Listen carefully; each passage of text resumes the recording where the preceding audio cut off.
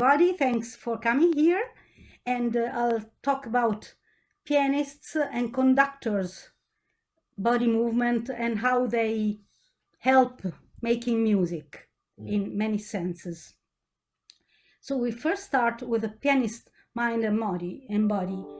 The pianist body, it is not that trivial that only hands and feet work, but at the same time, when hands and feet make very elaborated movements, trunk, head, and gaze and face do much work at the same time. And so we are wondering what they do there.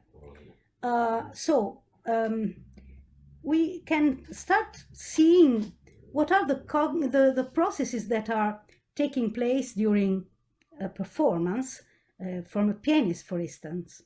So we have cognitive processes like attention, memory, which is also, of course, the procedural memory of how to move hands, which are very, very trained and so on, but also memory of something that you can remind and so on, and also perception, because of course you are feeling the touch of tunes and also hearing the notes you're playing. There are also motor processes and emotional processes. Emotional we come later.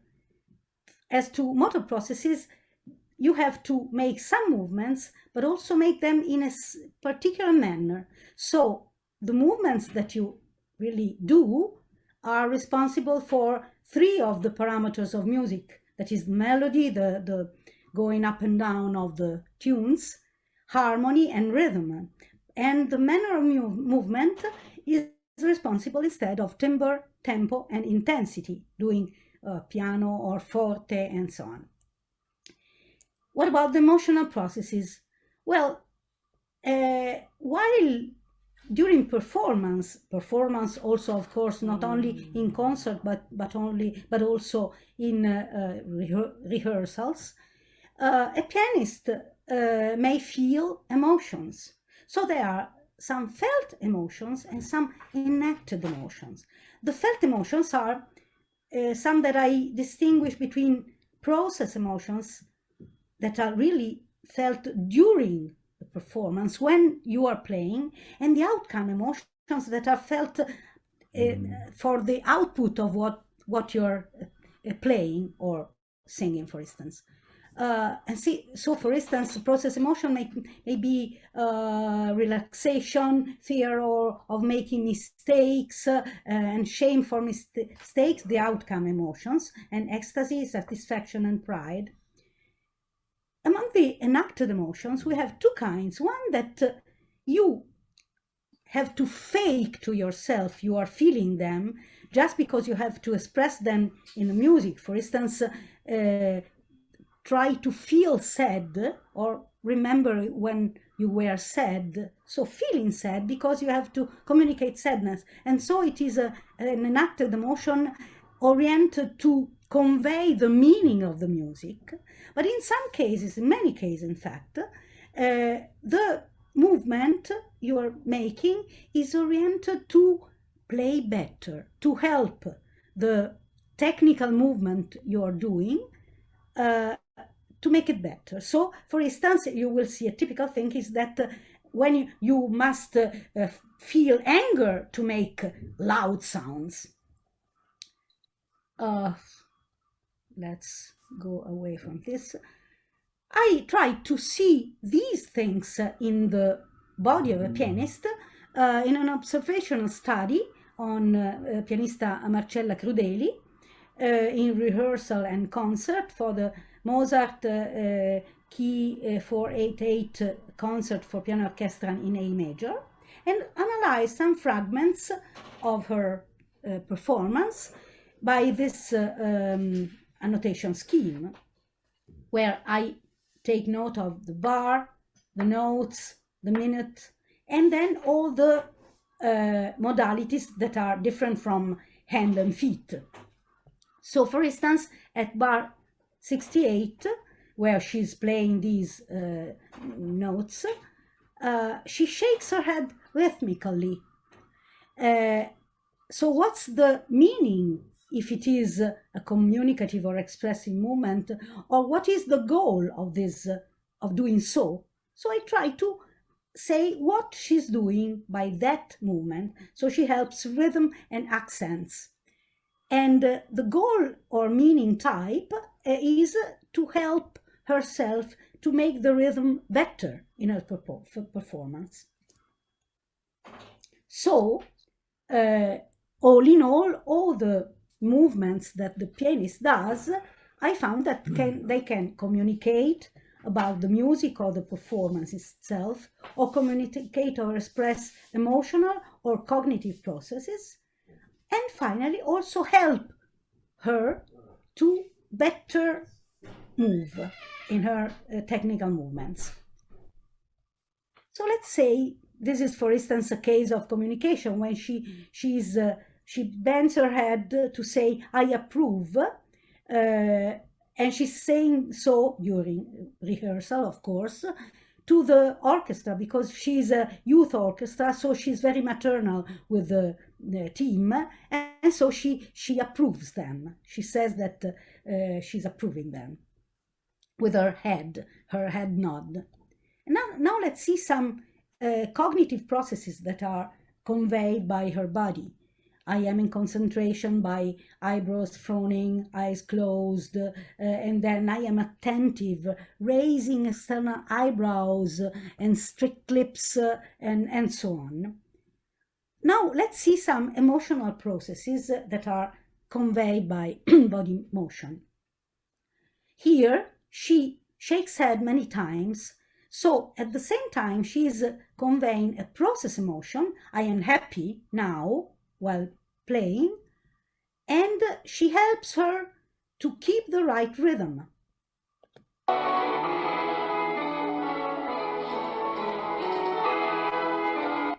So you see,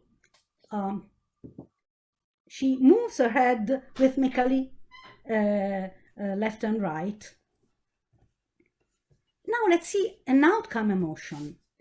She says, by raising her stellar eyebrows, "I'm proud and satisfied."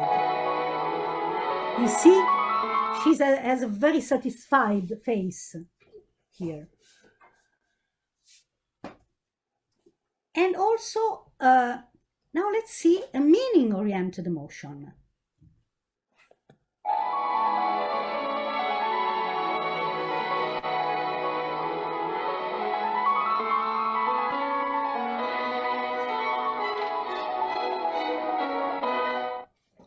Okay, so she's really merry.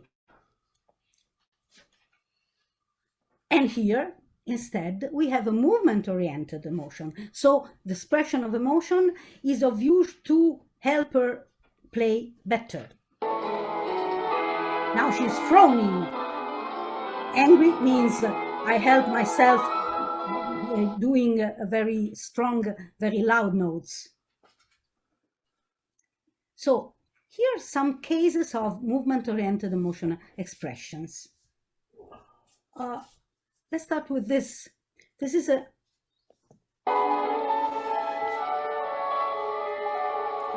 I'll show you here. She has to make these notes, E and G, F, E, which is like this. So you have like make a loop with your hands, and she makes the very same loop with her head. She's here and then starts and then goes up, up and up, and then goes back again. So I'll show you again.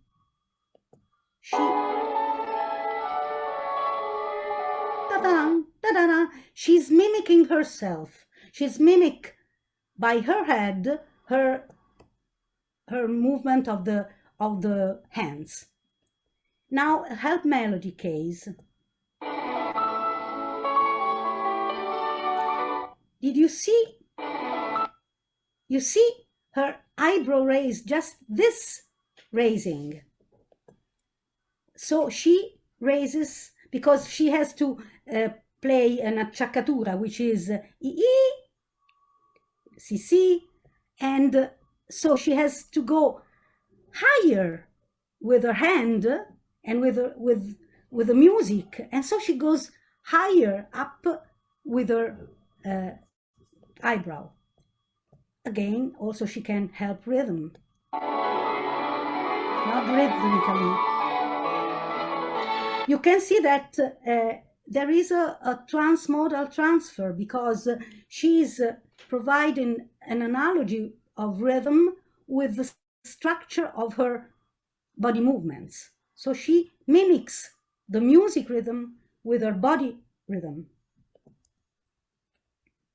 And well, this is a bit too complicated. Let's go. And also help intensity. This is a way to, for instance, to lean back as if taking a breath is a way not to press on keys, so to help oneself to be very delicate in music. So you can see that she not only communicate or express interactional attitudes, cognitive and emotional processes, but also she helps her perform the technical movements of music, her body. Instead, the conductor is another story, because the conductor uses his body only, I think, almost only to communicate or express something, not to help himself to do something. So I tried to write down some lexicons of the conductor's body behaviors, lexicons of face or gaze or gestures. How can we do lexicons of the conductor? We can start from the meaning, that is, to take a semantic area. In this case, I take the area of intensity, piano, forte, and so on. This is starting from meanings, and so I find all the movements that in all modalities can convey those meanings. The other way around is starting from signals. So I take one modality, gaze, and I try to see what do all gaze items convey. So let's start for the meanings. Forte, piano, crescendo and diminuendo. And let's see how words, gestures, face, gaze, posture, and body can convey it. Now, please, just a moment. I want to let you guess. Questo non se ne va più via. Oh, come cavolo famo? No, ecco. Is it piano or forte? When is it piano and when is it forte?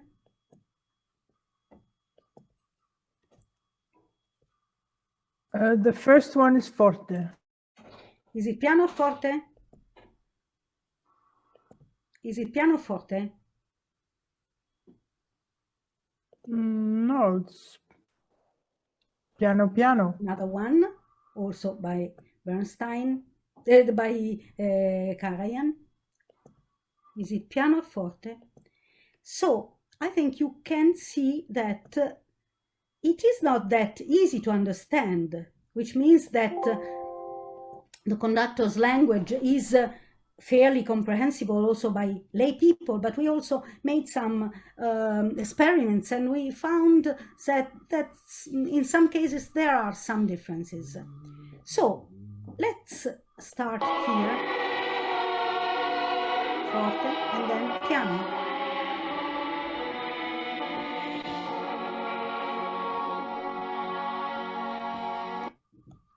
So I used this annotation scheme to analyze all the conductor's multimodal behavior. So here I write the score, what is on the score, and the modality. I write down the signals and their first meaning, and then the meaning that they can convey in that particular context. And then I classify this type of signal in a class of signals. And then I find out its semiotic device.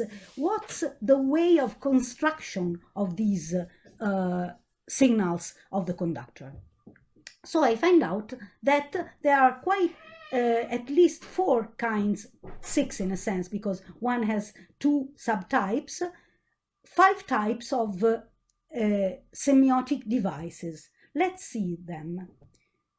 For instance, there are some generic codified signals, which are just symbolic gestures, generally, used with the same meaning that they are used in everyday conversation by lay people. For instance, here,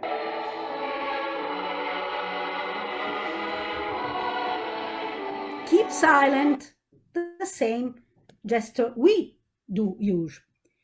In some cases, we have a codified signal, but so it's a symbolic shared gesture, but it's with a more specific meaning in conduction. So, for instance, flat hands.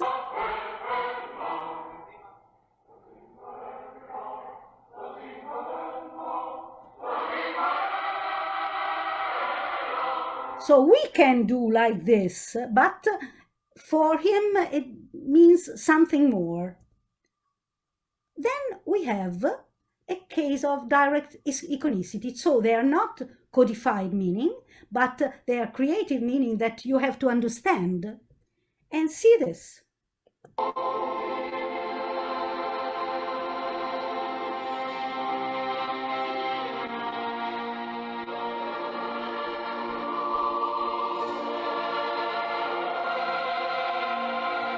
So he makes a gesture of his inflating body. So inflating body metaphorically means that you have to inflate your sound. So this is a crescendo.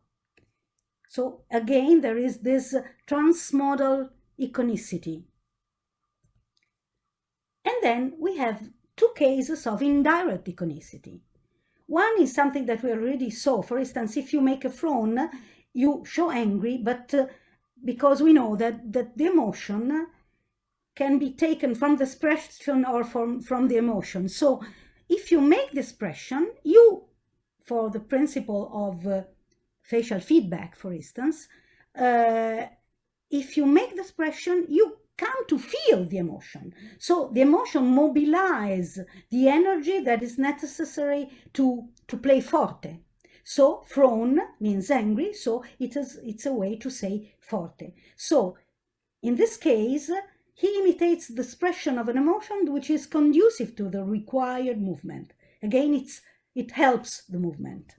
And also it may help the movement because it simply imitates some case of, for instance, if you squeeze eyes and say sforzato, so you are imitating the same movement that is being done when you're doing that thing. Okay? This is a frown for forte.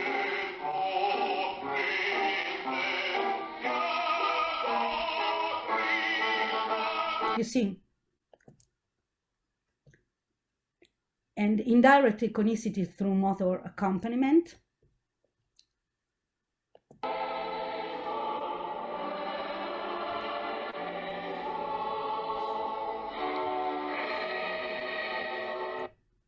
Fist is forte.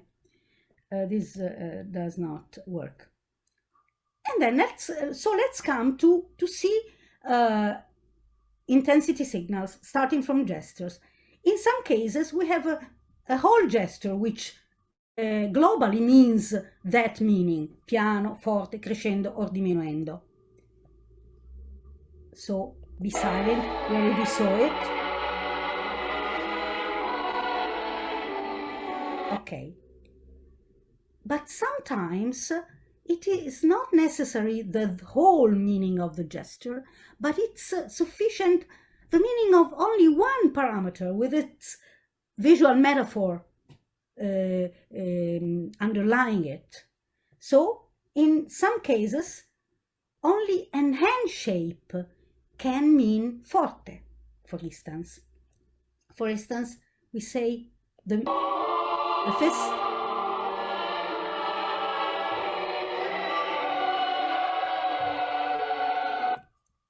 and the fist and claw.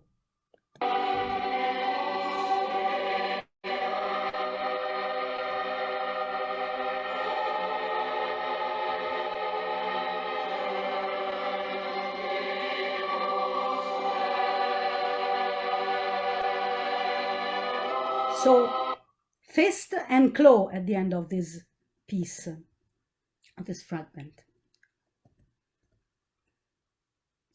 And also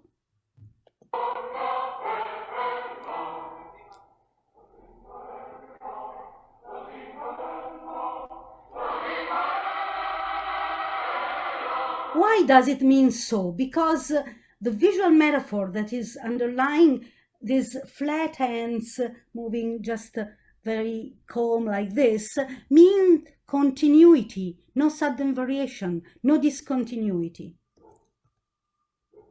And here is another metaphor for crescendo. These hands like this, they are like something boiling, slowly growing, light moving fingers which give a metaphor, something starting to come outside and growing. Now let's see some cases of intensity gaze, not gesture. So the throne, you see how bad, how aggressive he is now. You see with his eyes, with his eyebrows. Sforzato, I saw it already, eh? And on the contrary, you raise eyebrows for piano. You see?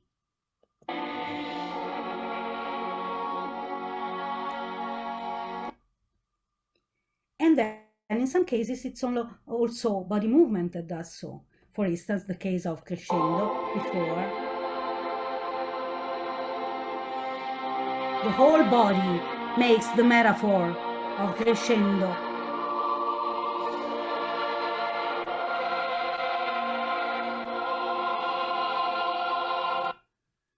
And of course there are combinations. Squeezed eyes,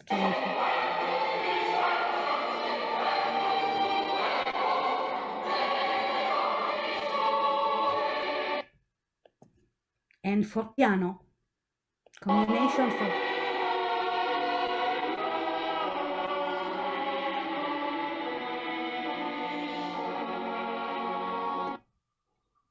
and for delicacy, half open eyes, raised eyebrows, fluid movement.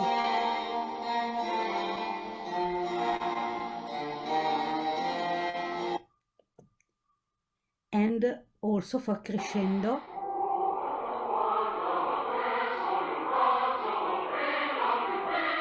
here is tense. Instead, before it was very fluid. So from fluid to tense means crescendo. And so I found just some oppositions, like in the Darwin law opposition, because frown means forte and raised eyebrows means piano. Fist versus flat hand, jerky versus fluid, large versus small, forward versus backward are all ways to convey respectively forte and piano. So it is possible to make and to find the principles of construction of the lexicon and of the also creative gestures of an orchestra conductor. Now let's see the gaze signals. I found, in general, I always protest that eye gaze is not studied enough in my idea, because only eye direction is very, and sometimes eyebrows are studied generally, but eyelids position and eye closings and other things, other parameters of gaze are not studied very much. But so I'm looking at the conductor's eyes, which may be magnetics in some cases. This is Luigi Nono. Again, from the conductor of my choir, Alessandro Anniballi, I analyzed some fragments of choir conduction, and with this annotation scheme again, where I try to describe the gaze and give it attribute it a literal meaning and the global meaning it has in that context. And then finally I can find some types also from the point of view of their musical function, of course, these items of gaze. Again, the same semiotic device, and I found out in a study some 17 items of gaze, which their specific meaning. They can be performatives or the requested action by your communicative act that may be about, of course, things that you have to do while in music performance, like start, accuracy, continuation, forte, and so on. And I just show you an order. This is just at the beginning. He's very severe, very strict. You see, this is looking at them. And here instead there is an oblique gaze by which he looks at the soprano and contralto, the solists.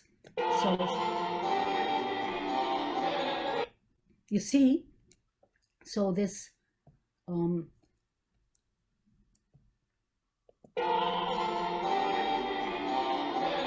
here is the, okay.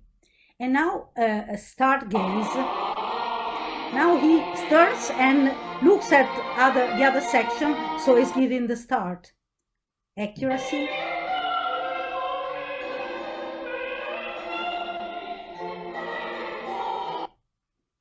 His arched eyebrows are a sign of wanting something very accurate. And then there are cases of emphasis, and then this is continuation.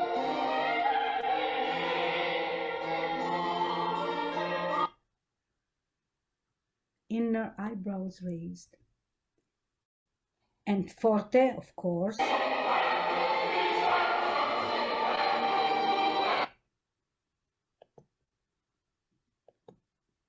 And delicacy. Okay, we saw it already. This is also a nice.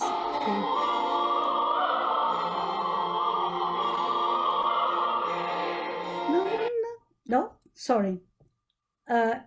E poi when he goes higher, he raises his eyebrow more.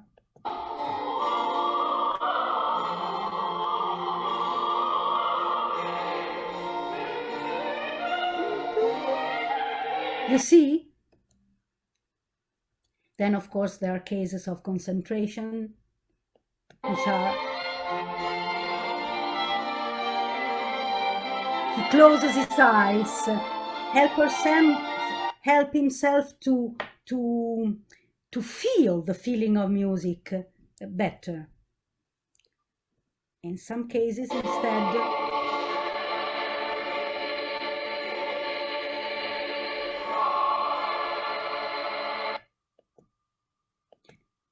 Of course, we saw already some cases of emotions. I think I go to the next and last topic, the teaching conductor. A conductor is also a teacher during rehearsals, of course. And so he has the problem of managing errors, for instance. Now, errors, they are something that, for instance, behaviorist theories wanted to avoid, to prevent in any way, and they wanted not to, you must not stop on the error, you must not notice it, because noticing is a way to reinforce it. So behaviorist theories were very contrary to speak of errors. Instead, the cognitive theories of errors say that errors is a very important and very useful thing, because in Italian we say sbagliando si impara. So you can learn from errors very much. And so, but if you have to see where did you mistake and so on. You have to notice the error, but without mortifying, humiliating people, and so on. So you have to do it by a humor, joke, or even a parody. So I try to find some cases in which conductors make parodies of the musical errors. What is a parody? Parody is a communicative act by which a parodistee singles out some negative traits that characterize a target, which is a person or a person performance, an action, and he reproduces them by imitating them, but in a distorted way, by exaggeration, for instance, or other kinds of distortion, in order to make them appear ridicule, and so to show you it's not the way you have to do. So, the effects of using a parody is that it may be clearer what the error is, and the criticism is lighter. The error is played down, but the condition to do so is that there is an emotional climate which is familiar, cordial, informal, ironic, okay, and joke. So I show you some 2 or 3 cases, one about articulation and other things. Let's see this one. This is Riccardo Muti.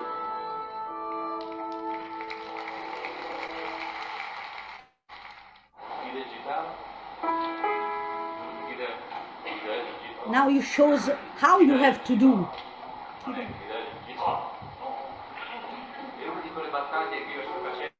Yeah, so he imitates in the wrong way, in a distorted way, that the way they do when they make it too staccato and not fluid enough.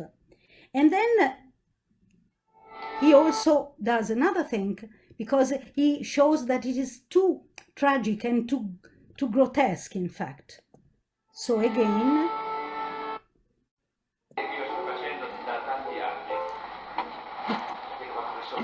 because now he makes a parody of tenors who usually are very, very proud of being tenors, for instance, in Trovatore, and so they make very grotesque things.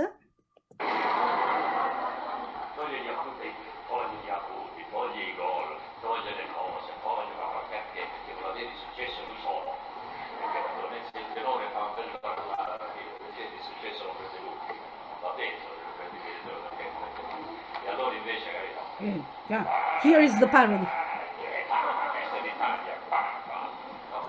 This is a case of grotesque.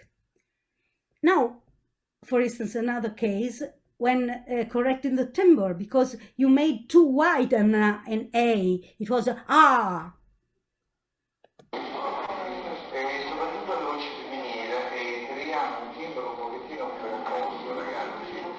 Più raccolto. Now it comes ah, you saw, not a ah. And now the last one,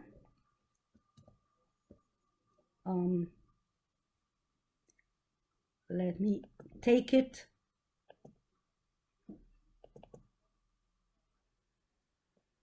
It's the last example. It's Bernstein during the Sacre du Printemps. Who has to play in a very uncomfortably high register of the bassoon, which sounds like anything but a bassoon. It's very difficult. Coraggio. This starts. We all love you, so that's the first thing.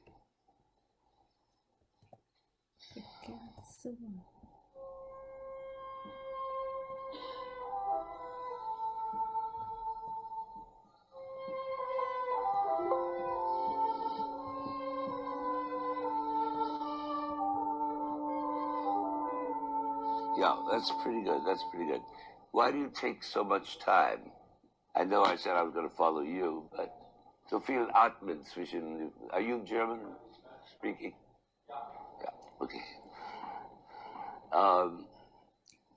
So lange Pausen für das Atmen.